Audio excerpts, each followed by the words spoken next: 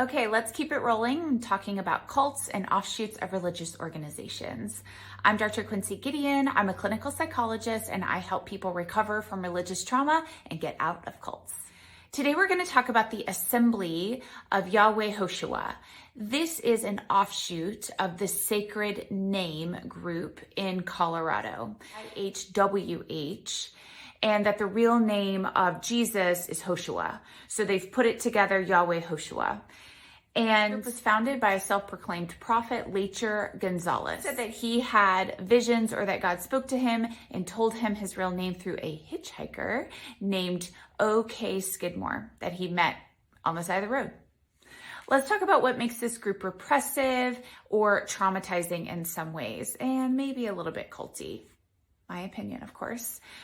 One of the things is you can't have drawings, paintings, or photographs, and you certainly can't participate in larger society because, of course, those things are going to be around everywhere you go. There is a very strict dress code. It is woolen dresses with sort of a nun's habit. No ankles, elbows, wrists can be shown by the women. So they're walking around in these really hot dresses all day long. There's an emphasis on eating pure and natural food, which of course means that they're very restricted in how they can participate in larger society. And so what ends up happening is they stay very insular in their group because that's the only way that they can follow these really rigid or strict rules. They teach that the Roman Catholic Church and all other churches is the great whore that is referenced in Revelation 17, and therefore no contact can happen with anyone that is affiliated with those groups, those churches, those belief systems. They also believe that the U.S. is the modern Babylon, which means that they don't pay taxes, they don't pay into Social Security, and they believe that Social Security numbers are a form of governmental control that are leading to the mark of the beast. Now, this might be triggering for those of us that grew up in really evangelical groups, because sometimes those beliefs are the same, that you believe that anytime that government gets involved, you are at risk to being controlled by the government, and eventually that would lead to what Revelations talks about as the mark of the beast.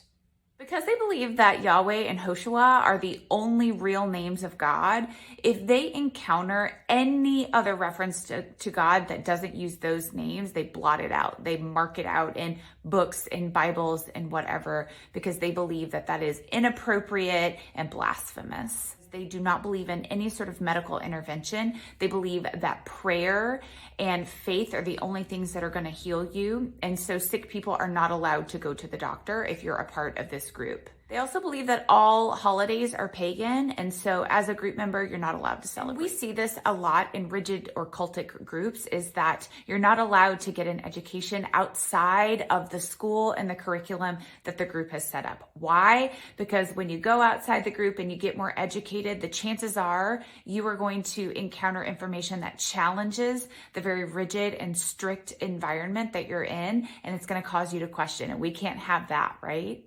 Lastly, I will just mention that there is a really rigid control over personal expression. No jewelry, no dresses outside of what the leader or the leaders have decided that is appropriate, especially for women.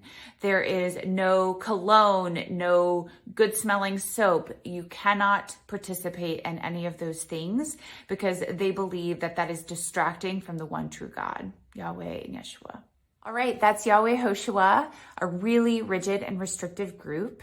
Any of those ring a bell? Do they start to feel like they show up in a lot of these groups that we are talking about? The answer is yes. A lot of these groups do have strange beliefs that some of us might sort of say, what's going on?